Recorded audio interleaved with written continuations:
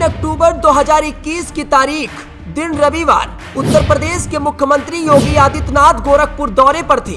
उप मुख्यमंत्री केशव प्रसाद मौर्य पूर्व निर्धारित कार्यक्रम के अनुसार लखीमपुर खीरी के सुदूर इलाके तिकुनिया में पहुंचे हुए थे।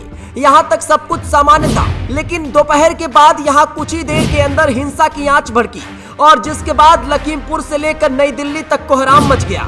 इसके बाद लखीमपुर से 60 किलोमीटर दूर नेपाल सीमा तक पास में तिनकोनिया का नाम पूरे देश भर में चर्चा में आ गया और इसके साथ ही स्थानीय सांसद और देश के गृह राज्य मंत्री अजय मिश्र टेनी और उनके बेटे आशीष मिश्र टेनी का नाम ही हर किसी के जुबान पर आ गया।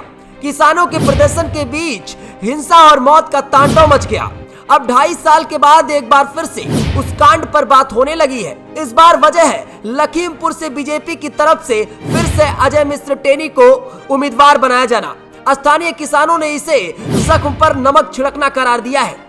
देश में किसान आंदोलन चल रहा था। सिख आबादी वाले लखीमपुर के तिराई इलाके में भी किसान प्रदर्शन कर रहे थे। सितंबर महीने में अजय मिश्र टेनी ने मंच से किसानों को धमकी भरे लहजे में चेतावनी दी थी। किसानों में टेनी के इस बयान को लेकर गुस्सा था और इस बीच डिप्टी सीएम 3 अक्टूबर को तिकुनिया कांड वाले दिन लखीमपुर के दौरे पर थे।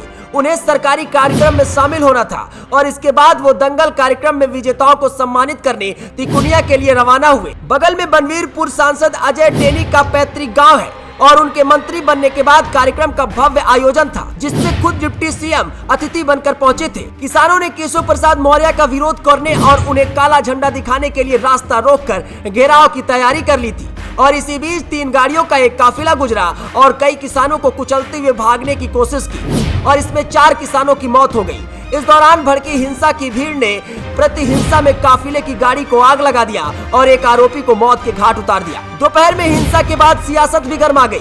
विपक्षी नेताओं और किसान नेताओं में लखीमपुर कूच का ऐलान कर दिया। सीएम योगी भी गोरखपुर का दौरा छोड़कर वापस राजधानी लखनऊ पहुंच गए। प्रशासन के आला अधिकारियों के साथ मीटिंग हुई, उन्हें मौके पर भेजा गया और इस घटना के बाद से तरह तरह के वीडियो सामने आने लगे। गृह राज्य मंत्री अजय मिश्र टेनी के बेटे का नाम उछलने लगा। आरोप लगा कि जिस जीप ने कुचला उसमें आशीष मिश्र टेनी मौजूद थे, लेकिन मंत्री और उनके बेटे की तरफ से सफाई आई।